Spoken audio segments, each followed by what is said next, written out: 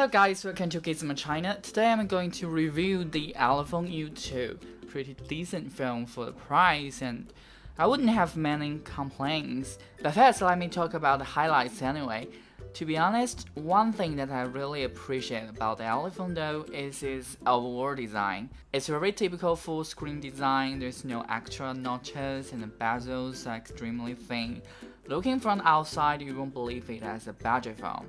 The whole body of this phone is a little bit thicker than some other phones out there, but due to the rounded corners and curved-in edges, the cameras are now flat and flushed on the right side. Due to the slope design, it will be wiggling a little bit when laying the phone on a table. Other than that, we have our leading role today, the pop-up selfie camera.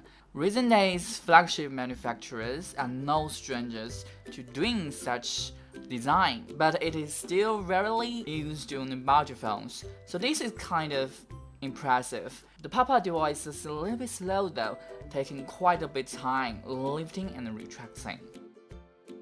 Fun thing is that when I try to press the pop-up camera down, you can see that the phone cannot detect the state itself and then retract the camera automatically.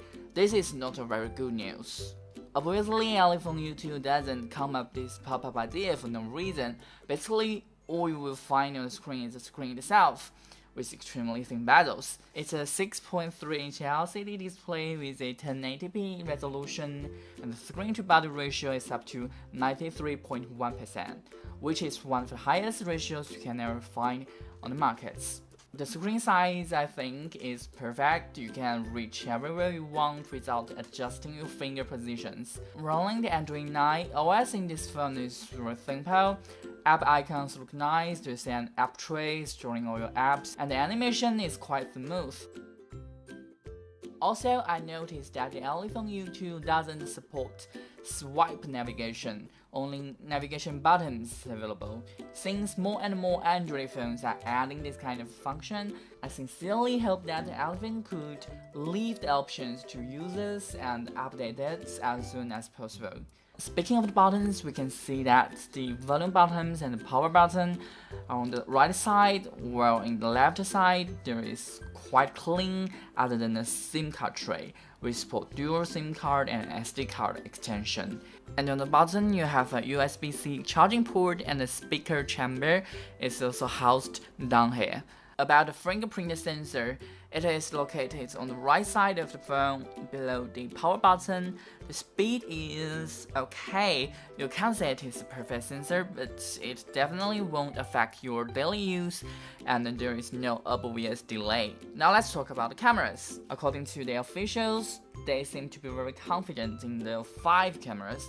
The front dual camera plus the rear triple camera set. There are a 16-megapixel main camera with f1.6 aperture, a 5-megapixel depth camera, and a 2-megapixel light-enhanced camera. Not put too many credits on it. Let's go through some samples. The 16-megapixel main camera is trying to do its best. The image is actually doing a great job. Bokeh is real here, and we can also see some details in the distance. Color accuracy is fine, and there is no visible blurry.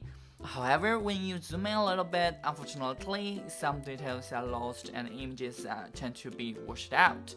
And looking at this one, notice the clouds in the sky. Although not so many layers can be captured, but at least they are there. Sadly, I noticed that when shooting selfies outdoor, iPhone U2 is struggling in focusing the face. So you can see that the exposure is messed up here. As a thumbs up or subscribe our channel, and maybe we'll see you next time. Bye bye.